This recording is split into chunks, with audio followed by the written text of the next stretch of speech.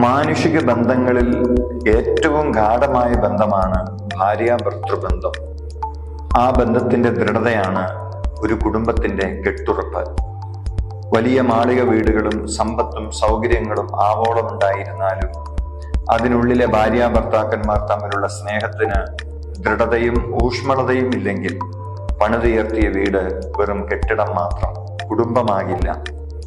നല്ല കുടുംബത്തിലാണ് നല്ല മക്കൾ രൂപപ്പെടുന്നത്. പുതുതലമുറയുടെ രൂപീകരണത്തിൽ മാതാപിതാക്കളോളം ഗൗരവതരമായ ഉത്തരവാദിത്വം മറ്റാർക്കുമില്ല. ഇന്ന് പുതുതലമുറ തകരുന്നുവെങ്കിൽ അതിന്റെ പ്രധാന കാരണക്കാർ അവർക്ക് ജന്മം നൽകി വളർത്തിയവർ തന്നെ.